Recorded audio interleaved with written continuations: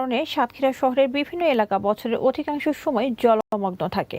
সামান্য বৃষ্টিতেই সড়ক, বাড়িঘর ও শিক্ষা প্রতিষ্ঠান তলিয়ে যাওয়ায় চরম দুর্ভোগে রয়েছে এলাকাবাসী। এদিকে ঘের মালিকদের বাঁধের মুখ দ্রুত খুলে দেওয়ার নির্দেশ দিয়েছেন জেলা প্রশাসক। সাতক্ষীরা প্রতিনিধি মীর খায়রুল আলমের প্রতিবেদন, জানাচ্ছেন জেরিন জামান। বছরের পর বছর জলাবদ্ধতার অভিশাপ বয়ে বেড়াচ্ছেন সাতক্ষীরা পৌরসভার কামালনগর ও ইটাগাছা সহ আশপাশের এলাকার মানুষ। বিভিন্ন এলাকায় পর্যাপ্ত পানি নিষ্কাশন ব্যবস্থা না থাকায় সামান্য বৃষ্টিতেই তলিয়ে যায় শহরের গুরুত্বপূর্ণ সড়ক, বাড়িঘর এবং শিক্ষা প্রতিষ্ঠান। বছরের প্রায় ৮ মাস পানির সঙ্গে যুদ্ধ করে বেঁচে আছেন হাজারো পরিবার।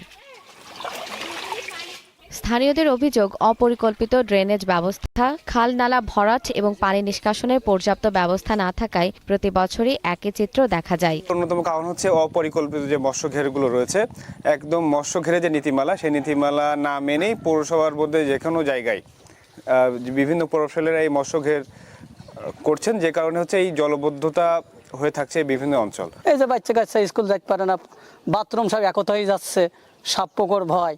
যেসব মৎস্য ঘেরের কারণে পানি প্রবাহ আটকে গেছে সেগুলোর বাঁধ অবিলম্বে অপসারণের জন্য ঘের মালিকদের কঠোর নির্দেশ দিয়েছেন জেলা প্রশাসক। বিশেষত এখন বর্ষাকাল, আমি সবার কাছে উদাত্ত আহ্বান রাখবো যে আপনারা নিজ দায়িত্বে ঘেরের যে রাস্তাগুলো ওপেন করে দেওয়ার কথা, আমাদের যে ড্রেনেজ গুলোর মুখগুলো ওপেন রাখার কথা, খালের মুখগুলো ওপেন রাখার কথা, এগুলো আপনারা করে দিবেন। এরপরে যদি আমি এই ধরনের তথ্য পাই বা আমার প্রশাসনের কোথাও থেকে পাওয়া হয়, তখন কিন্তু আমরা কঠোর ব্যবস্থা নিব।